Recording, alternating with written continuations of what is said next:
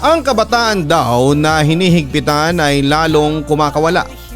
Pero kapag hinayaan mo naman sa mga gusto nilang gawin ay pwedeng mapariwara. Ano nga bang dapat gawin para sila ay madisiplina?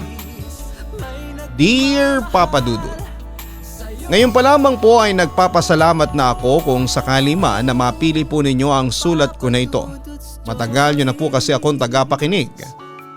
At matagal ko na rin pong gustong magbahagi ng aking kwento na sana ay makapag-iwan din ng aral at inspirasyon sa buhay ng mga ka-online nating nakikinig ngayon.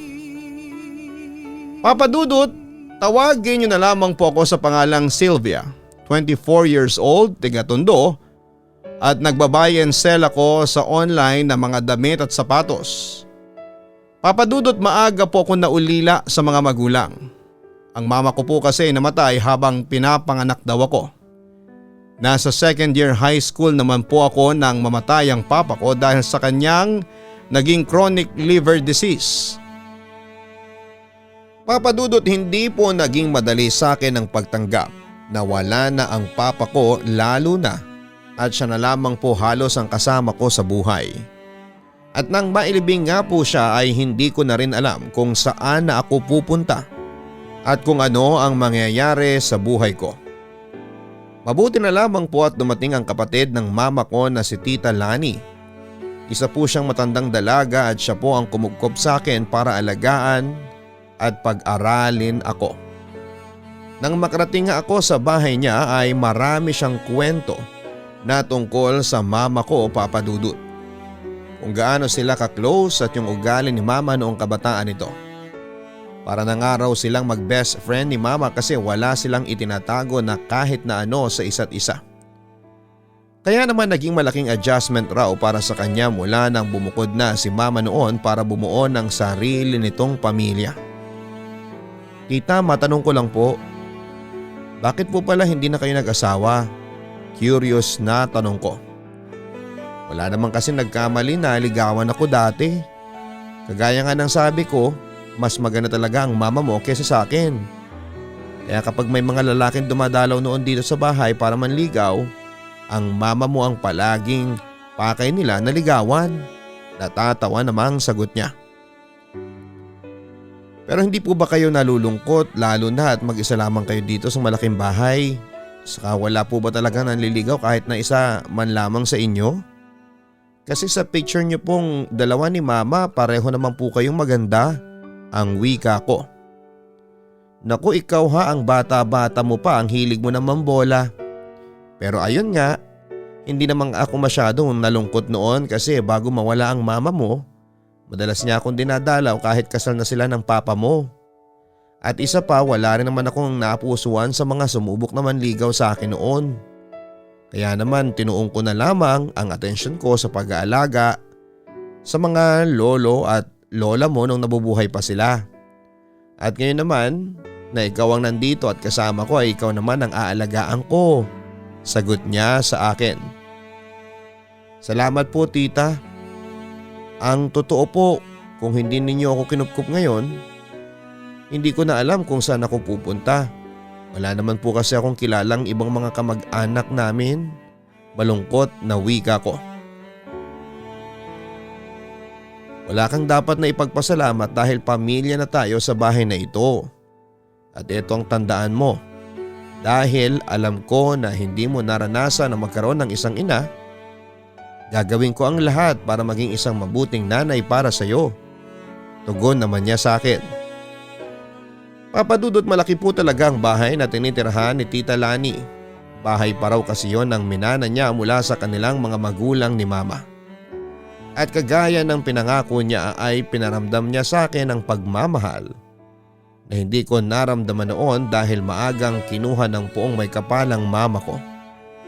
At masasabi ko na mabait po talaga si Tita Lani.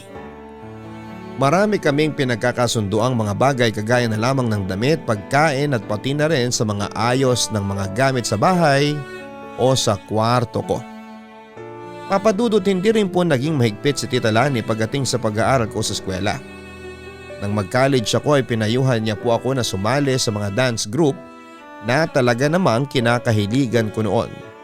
At sinabi niya rin po sa akin na kung may lalaki man sa eskwelahan na gustong manligaw sa akin ay dalhin ko lamang daw sa bahay para doon ako ligawan at hindi kung saan saan. Gusto niya raw kasi na nakikilala ang mga lalaki na nagkakagusto sa akin.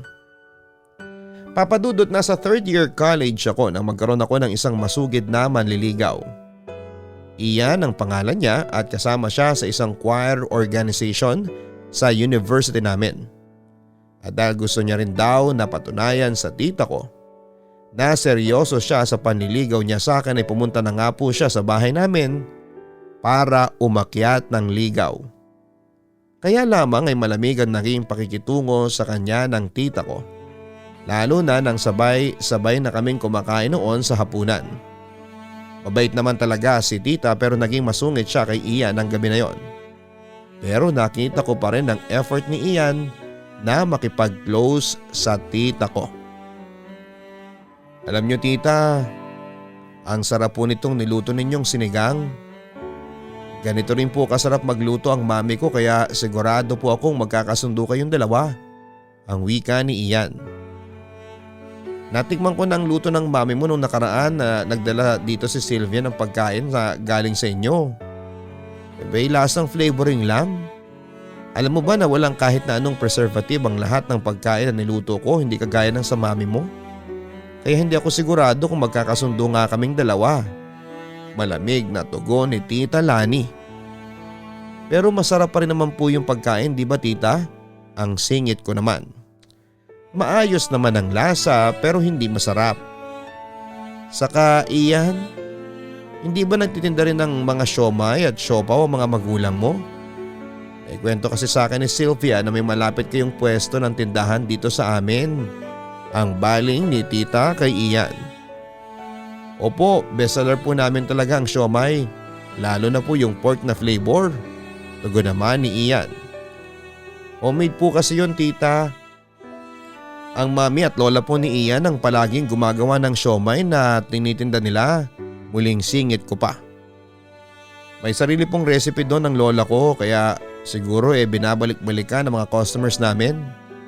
Next time po tita, magdadala ko nun dito sa inyo.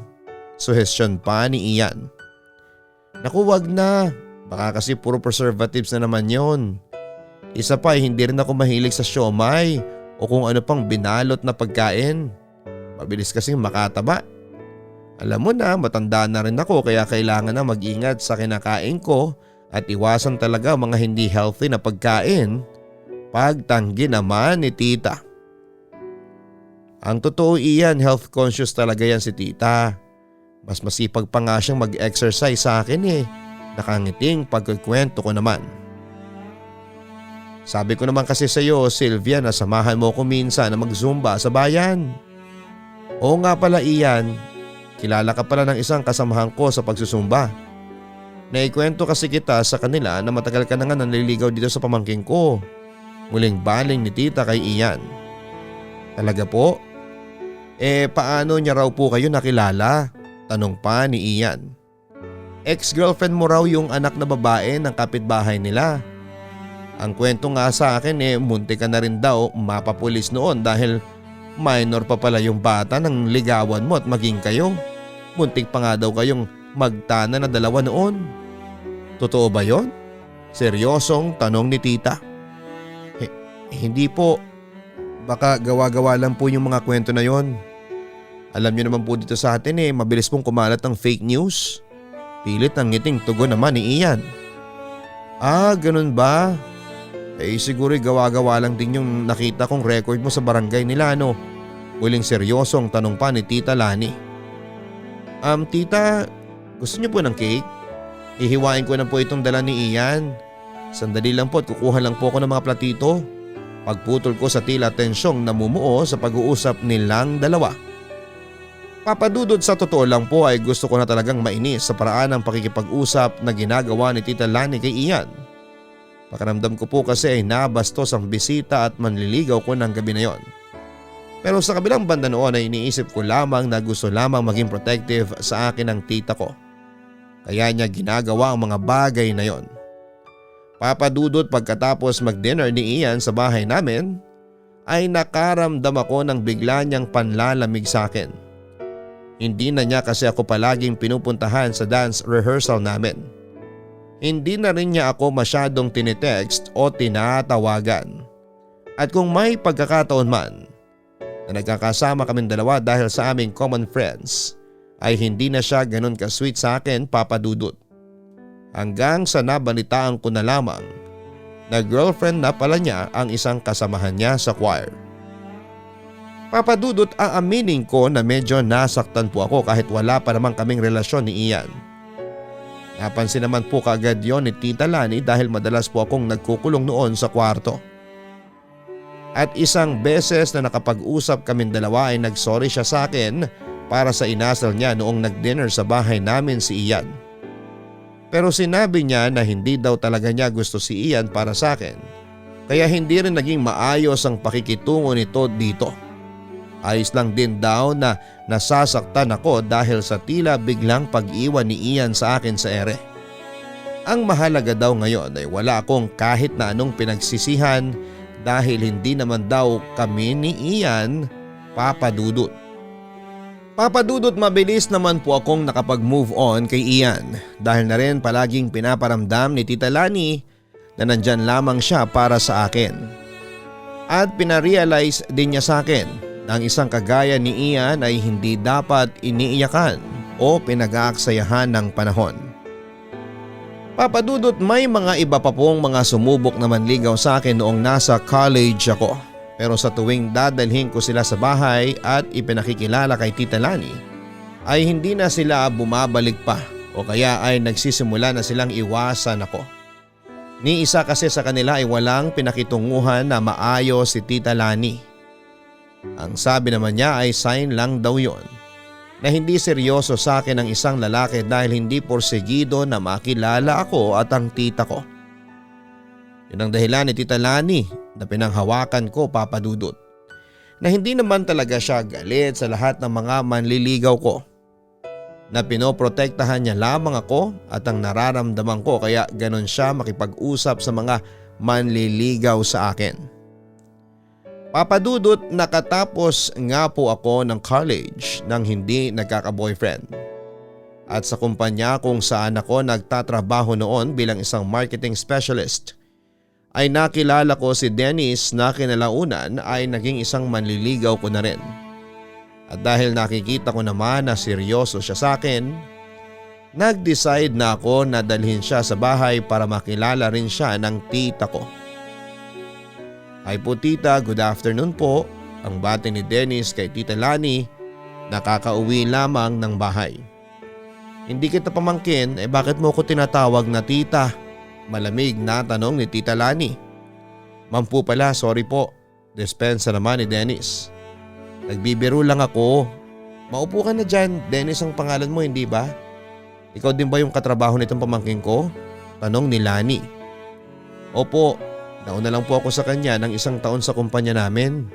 Sagot naman ni Dennis. Ganun ba? Hindi ba kakapromote lang ni Sylvia sa trabaho? Ikaw, na-promote ka na rin ba? Muling tanong pa ni tita. Ang totoo po, hindi ko rin naman po gustong ma-promote dahil plano ko rin po na lumipat ng ibang kumpanya pagkatapos ng 3 taon. Experience lang po talaga ang habol ko sa trabaho namin ngayon. Tugon pa ni Dennis. Kung ganun pala, ibig sabihin ba hindi mo inaayos ang trabaho mo? Alam mo kasi itong si Sylvia wala ring balak na magtagal sa trabaho ninyo. Nag-iipon lang siya para sa business na gusto niyang gawin sa susunod na taon. Pero ayan siya, na-promote kaagad dahil palagi niyang pinaguhusayan ang trabaho niya. Hindi kagaya mo na kung kailan tumanda na saka pa naisipang maglaro sa trabaho. Seryosong wika ni Tita Lani. Naku tita, masipag din po sa trabaho yan si Dennis. Hindi lang po talaga kagad napapansin ng manager namin. Ang singit ko naman. Baka naman kasi masipag lang kapag may mga manager na nakatingin sa kanya. Hindi kagaya mo na kahit na walang mga boss sa paligid ay pinaghuhusayan pa rin ang ginagawa. Hay nako, ikuha mo na lang muna ako ng biscuit sa lalagyan natin, Sylvia, dahil parang masyadong matamis ng donut na dala ni Dennis. para isabay ko dito sa kape ko. Mahirap na't baka magka-diabetes pa ako. Ang wika pa ni Tita Lani. Papa Dudut, ramdam ko na hindi rin nagustuhan ni Tita Lani kahit ang bago kong manliligaw na si Dennis. Sa totoo lang ay nagsisimula na akong mainis kung paano itrato ng tita ko ang mga lalaking nagiging bisita ko at umaakyat sa akin ng ligaw.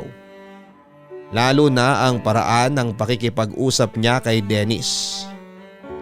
Ang sabi noon ni Tita Lani ay gusto niya raw sana na makakita ako ng isang lalaki na kagaya ng papa ko. Yung mabait, magalang at may maayos na trabaho. Nung unang beses daw kasi na umakyat noon ng ligaw si Papa kay Mama ay naramdaman kaagad ni Tita Lani na mabuting tao ang papa ko. At sa lahat daw ng lalaking pinakilala ko sa kanya ay hindi pa raw siya nakakaramdam ng ganon kagaan sa mga ito. Wala pa raw pumapasa sa kanya ni isa. Kahit pa nga ang katrabaho ko na si Dennis na magalang naman at may maayos na trabaho. Papadudot naging porsigido si Dennis sa panliligaw sa akin. Kahit pa nga sa tuwing dumadalaw siya sa bahay namin ay hindi siya masyadong kinikibo ni Tita Lani. O kaya minsan naman ay may sinasabi itong hindi maganda tungkol sa kanya, Papa Dudut. Dahil nga po isa si Dennis. Sa mga naging masugid kong manliligaw ay unti-unti na pong nahulog ang loob ko sa kanya. Kaya nga po sinagot ko na rin po siya nang hindi pinapaalam kay Tita Lani. Dahil naisip ko na ako pa rin naman ang masusunod sa kung sinong lalaki ang dapat kong piliin na sagutin at mahalin. Pero dahil si Tita Lani na halos ang nagpalaki sa akin, alam niya kapag may tinatago akong lihim sa kanya. Lalo na at napapadalas na gabihin ako ng uwi sa bahay, Papa Dudut. Tapos naiinis pa siya kapag hindi man lang pumapasok sa bahay si Dennis para lamang bumati sa kanya. Kaya nang minsang tanungin niya ako kung may relasyon na ba kami ni Dennis ay hindi ko kaagad siya nasagot noon. Sylvia, sa totoo lang, hindi ko gusto ang lalaki na yon para sa'yo. Kaya kung ako sa'yo, hindi ko seseryosohin masyado ang pakikipagrelasyon sa kanya. Ang wika ni Tita Lani. Wala naman po kayo nagustuhan ni isa sa mga nanligaw sa akin. Pabulong na sagot ko. Anong sabi mo? Laksan mo nga yung boses mo at huwag kang bumubulong dyan. Ang wika niya. Ang sabi ko po, wala kayo ni isang nagustuhan sa mga nanligaw sa akin. Gusto niyo po yatang matulad ako sa inyo na tumandang dalaga. Hindi ko na napigil ang sabi. Hindi totoo yung sinasabi mo, Sylvia, ha? At ayus-ayusin mo rin yung pakikipag-usap mo sa akin. Ang sabi ni Tita na mataas na ang boses. Totoo naman po, Tita. Sinasabi niyo lang na gusto niyo akong protektahan at pangalagaan, pero ang totoo, ayaw niyo lang talaga na mag-asawa ako at maiwan kayo mag-isa na malungkot sa bahay na ito. Ang sabi ko pa. Saan mo ba napupulot yung mga ideya na sinasabi mo na yan? At kailan ka pa natutong sumagot sa akin ng ganyan, ha? Kanino mo natutunan yan? Sa Dennis ba na yon? Sinasabi ko na nga ba kaya ayaw ko talaga sa lalaking yon dahil kung ano-anong mga impluwensya niya sa'yo? Paninermon pa ni Tita. Tita, pwede ba? Huwag niyo nga pong idamay dito si Dennis. Sinasabi ko lang po kung anong napapansin at nakikita ko. Wala pong kinalaman si Dennis sa kung ano man ang sinasabi ko ngayon. Saka isa pa, hindi naman po kayo ang nanay ko para makialam sa lahat ng oras na gusto ninyo. Naiinis na turan ko. Pinapangalagaan lang kita at iniiwasan lang kitang masaktan. Ang sa akin lang sana ay kinilala mo muna siyang mabuti bago ka nakipagrelasyon sa kanya. Alam mo, Sylvia, unang kita ko pa lang sa Dennis na yan, ramdam ko na hindi na magandang intensyon yan sa'yo. Ang wika naman niya. Lahat naman po ng lalaki sinasabihan nyo na hindi magandang intensyon sa akin. Tita, matanda na po ako. Alam ko na po ang ginagawa ko kaya please lang, wag na po kayong makialam sa mga ginagawa ko sa buhay ko.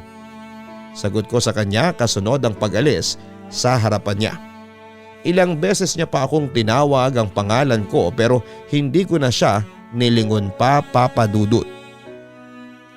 Papadudot yun na po ang kauna-unahang pagkakataon na nasagot ko sa hindi maayos na paraan ng tita ko na nag-alaga sa akin sa maraming taon.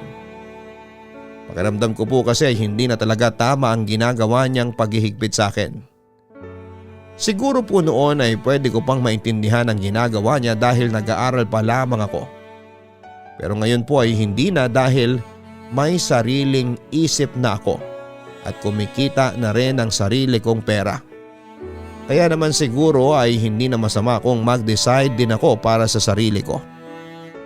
Papadudod, sa totoo lang po ay iba na kasi ang nagiging dating ng paghihigpit sa akin ni Tita Lani. Minsan ay naikwento ko kay Dennis ang tungkol sa bagay na yon, na halos lahat ng nanliligaw sa akin ay inayawan ni Tita Lani. Ang sabi ni Dennis ay baka paraan daw talaga yon ni Tita Lani para huminto na sila sa panliligaw sa akin at hindi na talaga ako magkaroon pa ng boyfriend. At kagaya ng iniisip ko ay sinabi ni Dennis na baka hindi naman talaga pinoprotektahan ni Tita Lani ang feelings ko. Baka gusto lang din ni Tita Lani na tumanda akong dalaga kagaya niya para may makasama siya sa habang buhay sa malungkot niyang bahay. Papadudot, mahal ko naman si Tita Lani at malaki ang utang na loob ko sa kanya. Pero hindi ko kayang kayanin ang mabuhay ng mag-isa kagaya niya. Papadudot, pagkatapos po ng naging sagutan namin ni Tita Lani ay hindi na niya na po ako masyadong kinibo sa bahay. Madalas din po ay nagkukulong na lamang siya sa kanyang kwarto kapag wala akong pasok sa trabaho. At aaminin ko na sobra po akong na-guilty dahil sa pabalang na pagsagot na ginawa ko sa kanya noon. Pero niisip ko na lamang nalilipas din naman ang anumang galit o tampo na nararamdaman niya sa akin, lalo na kapag nakita niya na masaya ako sa relasyon namin ni Dennis.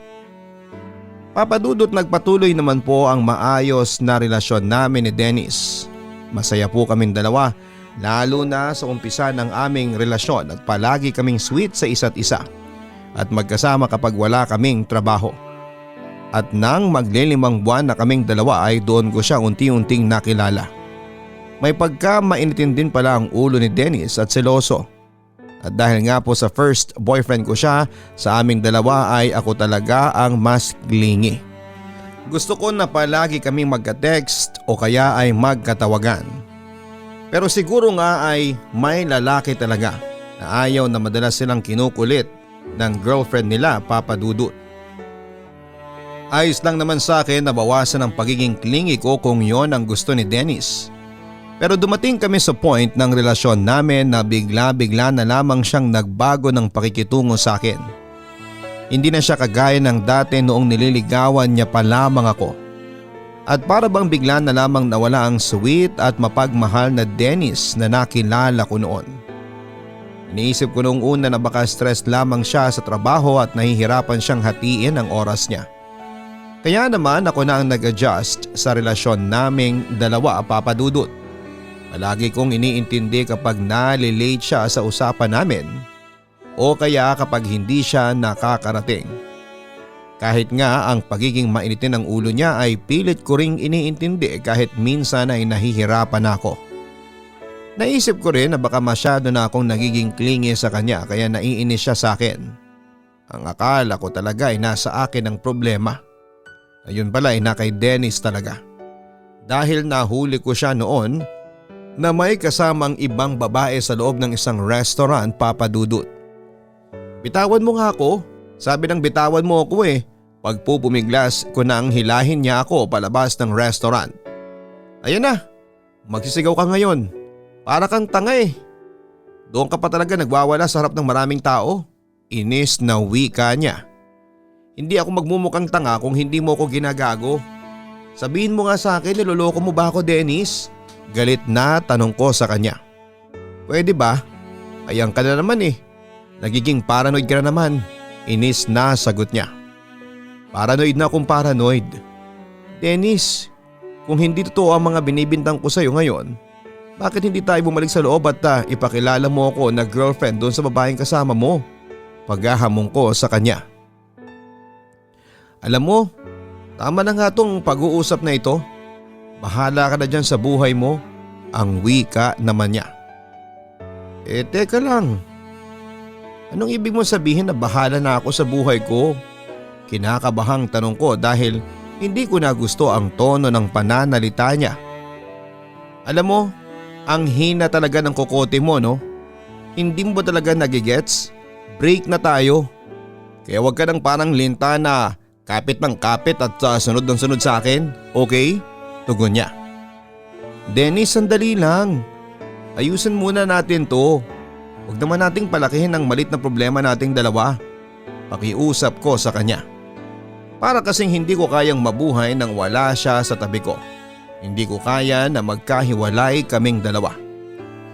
Ikaw lang naman ang problema ko eh. Kaya nakikipag-break na ako sa'yo kasi ang toxic mong girlfriend. Manang-mana ka sa tita mong matandang dalaga. Akala mo kung sino kayong magaganda at matatalino. Pareho naman kayong mga makikitid ang pag-iisip. Ang wiga niya na nagpapintig sa tenga ko. Sabihin mo ng lahat ng masamang salita tungkol sa akin pero huwag na huwag mong idadamay ang tita ko. Gusto mo makipag-break? Sige. Dahil hindi ko kailangan ng isang gagong lalaki sa buhay ko. Magsama kayo ng babae mong maputi lang pero hindi naman maganda. Diyan ka na, sigaw ko sa kanya. Papadudod hindi ko man nakumpirma kung sino talaga ang babaeng kasama ni Dennis ng araw na yon ay sobra po akong nasaktan dahil sa paraan niya ng pakikipaghiwalay sa akin. Hindi po ako masyadong nasaktan dahil tinapos na niya ang relasyon naming dalawa. Nasaktan ako dahil sa mga sinabi niya kay Tita Lani. Nasaktan ako dahil na-realize ko na totoo pala ang masamang hinala ni Tita Lani sa kanya. Na hindi mabuting lalaki si Dennis at lolokohin niya lamang din ako. Masyado ko kasing minadali ang lahat at sinagot ko siya kahit na hindi ko pa siya lubusang nakikilala. Kaya kung nasasaktan man ako ngayon ay wala akong dapat na ibang sisihin kung hindi ang sarili ko lang din. Papadudot. Nang makauwi ako ng bahay ay dumiretso ako ng kwarto ko at nagkulong. Doon ako tahimik na umiyak at sinolo ang lahat ng sakit. Sobrang nagigilty at nahihiya talaga ako kay Tita Lani dahil kung nakinig lamang ako sa kanya, alam ko na hindi ako masasaktan ng ganito. Nang makita naman ako ni Tita Lani na umiiyak ay kagad niya akong sinundan sa kwarto ko. Ayoko pang sabihin sa kanya ang totoo noong una pero sa sobrang sakit ng nararamdaman ko noon ay inamin ko na noon sa kanya na niloko ako ni Dennis. Tama po kayo sa lahat ng mga sinabi ninyo tungkol sa kanya. Na hindi po talaga siya mapagkakatiwalaan. Nalolokohin niya lang po ako. Dapat po talaga nakinig na lang ako sa inyo nung una pa lamang. Dapat hindi ko na siya pinagkatiwalaan pa. Tita, sorry. Sorry po talaga. Umiiyak na sabi ko kay Tita Lani. Tama na, huwag ka nang umiyak. Wala ka rin dapat na ipag-sorry sa akin dahil wala ka namang kasalanan. Pag-alo niya sa akin noon. Pero naging masama po ako ang ugali ko sa inyo. Sa halip na makinig ako sa inyo, sinagot-sagot ko pa kayo nang dahil lang sa laking lolokohin lang pala ako. Napakawalang utang na loob ko po na pamangkin sa inyo. Sorry po talaga. Muling pag-iyak ko pa. Naintindihan ko naman yung nangyari sa araw na yon. Nagmamahal ka lang kaya minsan nakakalimutan mo na ang mga taong nasa paligid mo na totoong nagmamalasakit sa iyo. May mali din naman ako dahil kagaya ng sinabi mo ay matanda ka na at hindi ako ang nanay mo para makialam pa sa lahat ng oras. Malumanay na wika ni Tita. Hindi man po kayo nagsilang sa akin ay pinaramdam niyo naman po sa akin kung paano ako magkaroon ng isang nanay na kahit kailan ay hindi ko po naranasan at habang buhay ko po yung ipagpapasalamat sa inyo, ang sabi ko sa kanya. Ginawa ko lang ang responsibilidad ko bilang kapatid ng mama mo. Basta ito lang ang tandaan mo ha, aalagaan at mamahalin kita ng higit pa sa isang pamangkin ko hanggat kaya ko. Poprotektahan kita mula sa mga taong alam ko na pwedeng makapanakit sa iyo. Wika ni Tita habang marahang hinahaplos ang mukha ko. Salamat po talaga Tita Lani. Maraming salamat po sa lahat ng pagmamahal ninyo para sa akin. Sobrang mahal na mahal ko po kayo. Naiiyak na sabi ko kasunod ang mahigpit na pagyakap ko sa kanya. Papadudot, minsan pang sinubukan ni Dennis na makipag-ayos sa akin at nagsorry siya at sinabi na nagkamali daw siya na pinagpalit niya ako sa iba. Pero kagaya ng gusto ni Tita Lani ay hindi ko na siya binalikan pa. Ginawa ko yon hindi lang dahil sa sinabi ni Tita Lani, kung hindi dahil naisip ko na nagkamali talaga ako na nakipagrelasyon sa kanya noong hindi ko pa siya masyadong kinikilala. Hindi naman talaga sa ayaw ni Tita Lani na magkaroon ako ng boyfriend. Ang gusto niya lang daw ay mas kilalanin ko muna ang lalaking mamahalin ko. Dahil si Mama nga raw noon ay halos inabot ng 1 taon bago nito sinagot si Papa. Papadudot, ilang buwan lang ang lumipas nang mag-decide na akong mag-resign na rin sa kumpanya namin. Tinuloy ko na ang pagbabuy and sell ng iba't ibang gamit sa online. Yun din ang dahilan kung bakit mas mabilis ako nakapag-move on mula sa natapos na relasyon namin ni Dennis. Mabilis ko siyang nakalimutan, pati na rin ang panloloko niya sa akin. Mas okay din po ang kinikita ko sa ganitong business ko sa ngayon. Mas convenient din para sa akin dahil nasa bahay lamang ako palagi. Matanda na rin kasi ang tita ko at ayoko sana na lumalabas dahil baka ako pa ang makauwi ng virus sa bahay.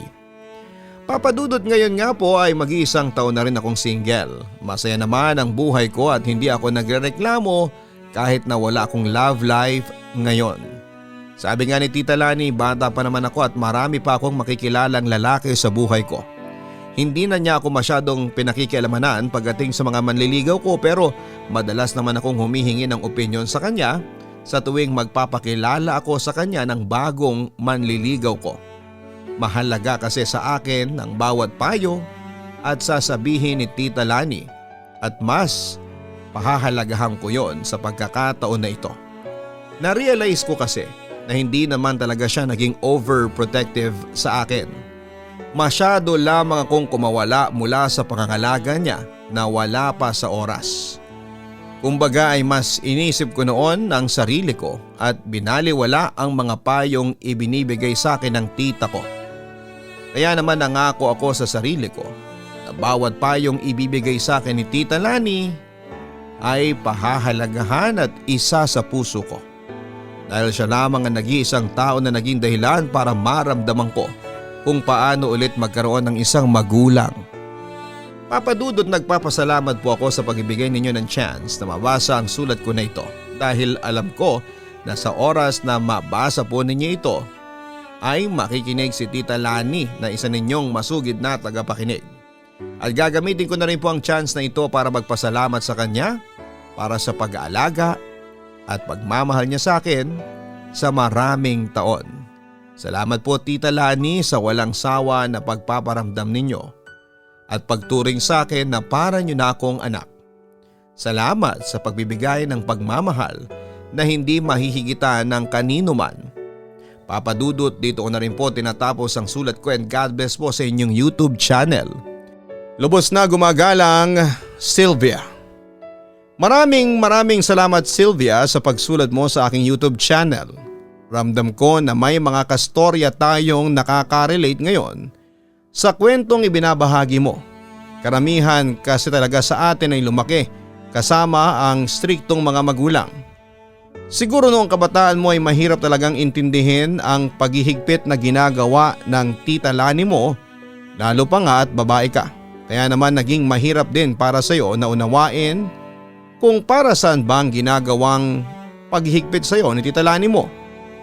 Ganun pa man ay hindi naging huli ang lahat para maintindihan mo ang dahilan ng pagiging mahigpit ng tita mo. Lahat yun ay ginawa niya para sa ikabubuti mo at natutuwa ako na nagawa niyo pa rin magkaayos sa bandang huli. Hindi naman masama ang magtampo sa ating mga magulang, mga kastorya. Pero tandaan sana natin na kailanman ay hindi sila gagawa ng desisyon na ikakapahamak ng kanilang mga anak. Hanggang sa muli, ako po ang inyong si Papa Dudut. Huwag kalimutan na mag-like, share and subscribe. Maraming salamat po.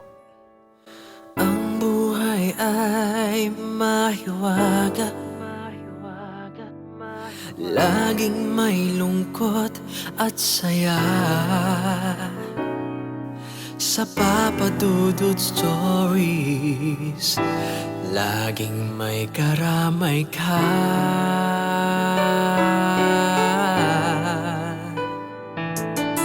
Mga problemang kay bigat, dito ay pakikinggan ka. Sa Papa Dudut Stories, kami ay iyong kasama. Dito sa Papa Dudut Stories, ikaw ay hindi nag-iisa.